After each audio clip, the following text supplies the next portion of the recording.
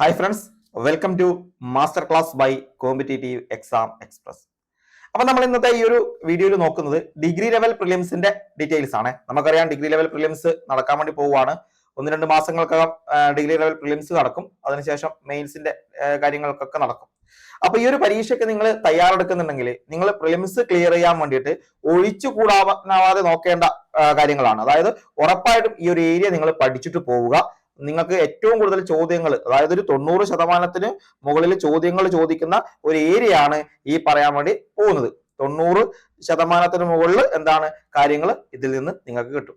Okay, അപ്പൊ അതിനു മുമ്പ് നമുക്ക് ജസ്റ്റ് ഒന്ന് നോക്കാം.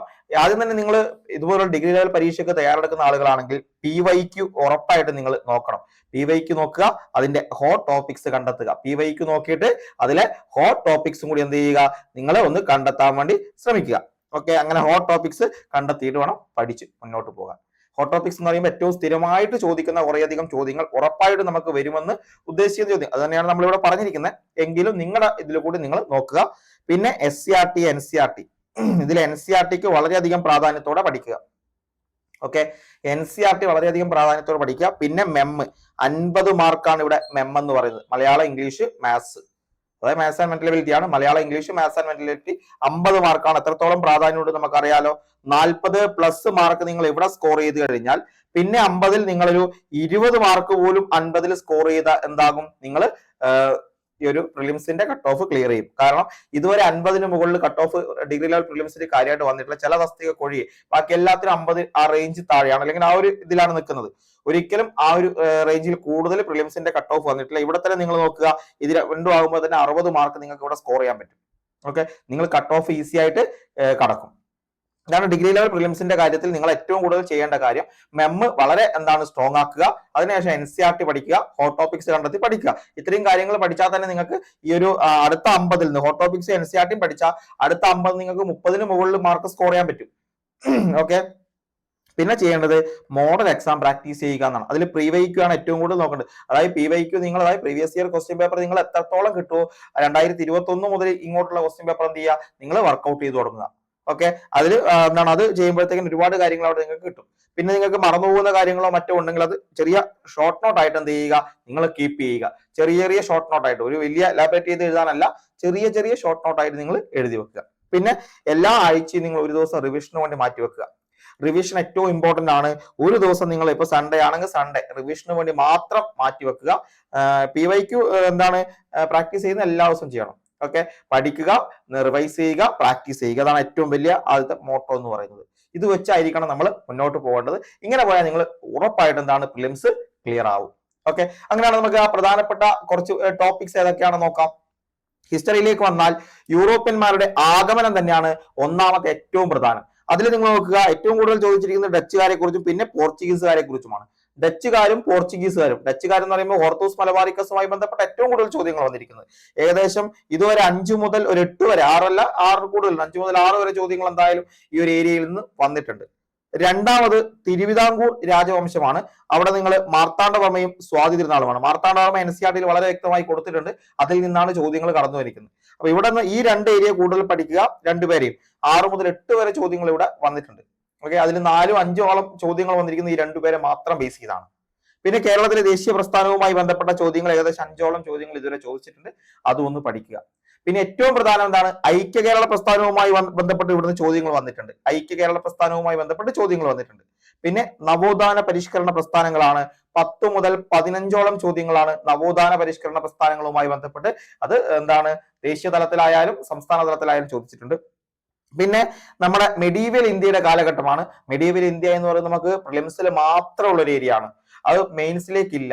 പക്ഷെ ഇവിടെ ഏറ്റവും കൂടുതൽ ചോദ്യങ്ങൾ വന്നിട്ടുള്ളത് അക്ബറുമായി ബന്ധപ്പെട്ടാണ്.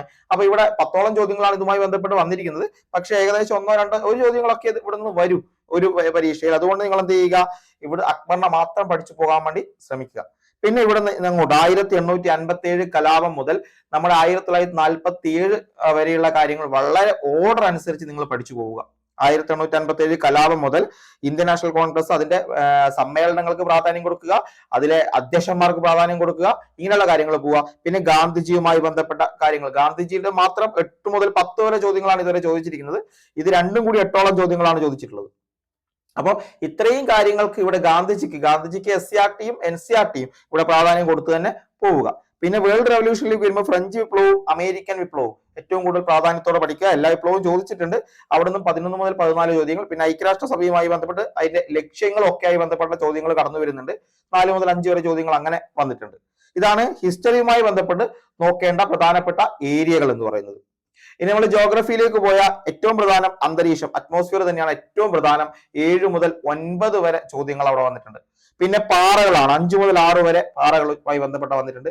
പിന്നെ അന്തരീക്ഷ മർദ്ദവും കാറ്റും 6 മുതൽ 8 വരെ ചോദ്യങ്ങൾ. ഭൂമിയുടെ ഘടനയെക്കുറിച്ച് 3 മുതൽ 4 വരെ ചോദ്യങ്ങൾ. ഇന്ത്യയുടെ എന്താണ് ഭൂപ്രകൃതി, അതായത് ഭൗമ സവിശേഷതകൾ എന്തൊക്കെയാണ് അത് ചോദിച്ചിട്ടുണ്ട്. ഇന്ത്യയിലെ നദികൾ, പ്രത്യേകിച്ചും എന്താണ് നമ്മുടെ ഉപദ്വീപീയ നദികളൊക്കെയാണ് കൂടുതൽ ചോദിക്കുന്നത്. അതിൽ 6 മുതൽ 8 വരെ ചോദ്യങ്ങൾ കടന്നു വന്നു. കേരളത്തിലെ നദികളുമായി ബന്ധപ്പെട്ടും ചോദ്യങ്ങൾ കടന്നു വന്നിട്ടുണ്ട്. പലപ്പോഴും 4 മുതൽ 5 വരെ ചോദ്യങ്ങൾ അവിടെ വന്നിട്ടുണ്ട്.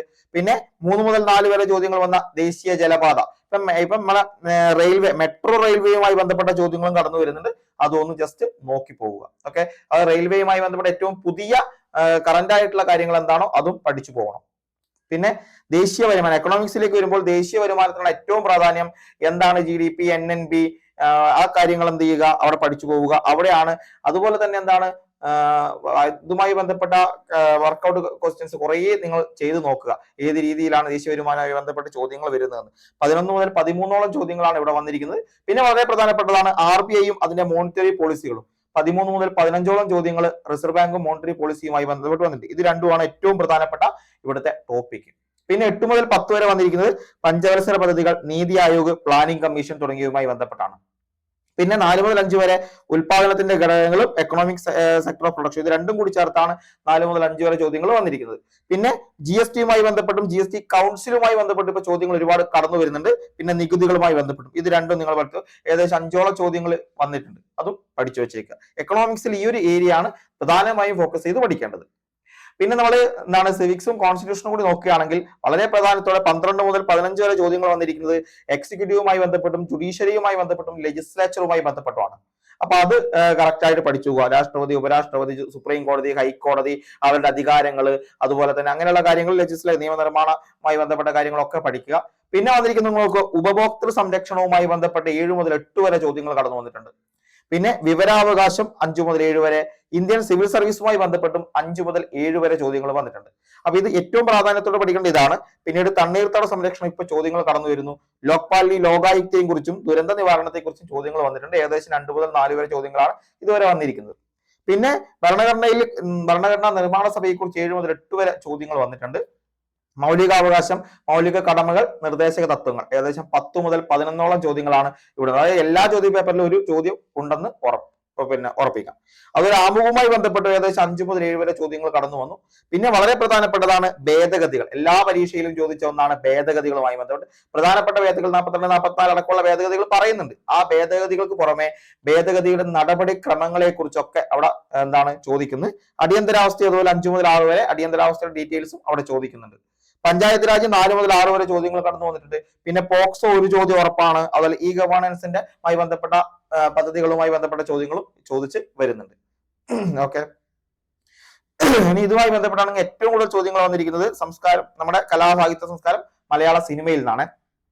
അതായത് 10 മുതൽ 14 വരെ ചോദ്യങ്ങൾ മലയാള സിനിമയുമായി ബന്ധപ്പെട്ട് വന്നിട്ടുണ്ട്. അതിൽ ഏറ്റവും ലേറ്റസ്റ്റ് ദാദാസാഹിബ് ഫാൽക്കെ ഉൾപ്പെടെയുള്ള കാര്യങ്ങൾ അവിടെ ചോദിക്കും.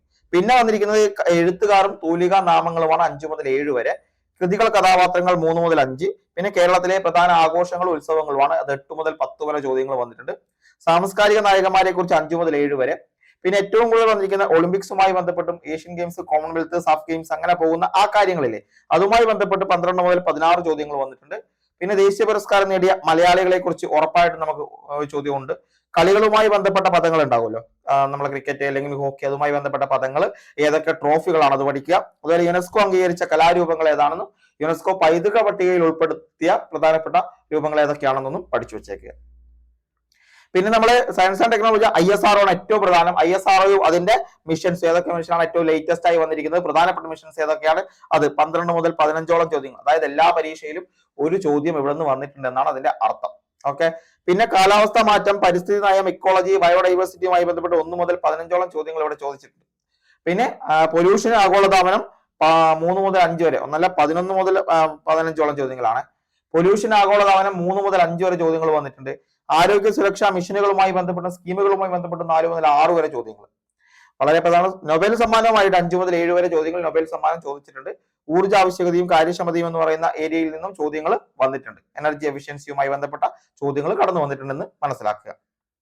പിന്നെ നമ്മൾ IT-യുമായി ബന്ധപ്പെട്ട് പോകുമ്പോൾ ഏറ്റവും കൂടുതൽ ചോദ്യങ്ങൾ വന്ന 3 ഏരിയയാണ് hardware, software, network. Hardware, software, network. ഏറ്റവും കൂടുതൽ 15 മുതൽ 17 ഹാർഡ്വെയർ, 10 മുതൽ 14 വരെ സോഫ്റ്റ്വെയർ, 10 മുതൽ 14 വരെ നെറ്റ്വർക്ക്, 3 മുതൽ 5 വരെ ഇന്റർനെറ്റ്, പിന്നെ 8 മുതൽ 10 വരെ സൈബർ ക്രൈംസും സൈബർ ലോയുമാണ് വന്നിരിക്കുന്നത്.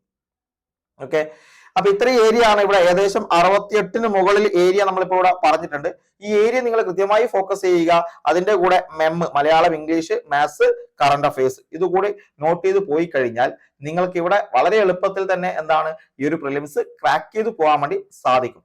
ഓക്കെ, പ്രിലിംസ് ക്രാക്ക് ചെയ്യുക, പ്രിലിംസ് എന്താണ് ഇത്ര മാർക്ക് വാങ്ങിക്കുക എന്നല്ല, പ്രിലിംസ് ക്ലിയർ ചെയ്യുക എന്നതുകൊണ്ട് മാത്രമാണ് ഇവിടെ നിങ്ങൾ ഏറ്റവും കൂടുതൽ മാർക്ക് മേടിച്ച് 1ാം റാങ്ക് നേടുകയൊന്നും വേണ്ട. അത് നിങ്ങൾ നേടേണ്ടത് എവിടെയാണ്?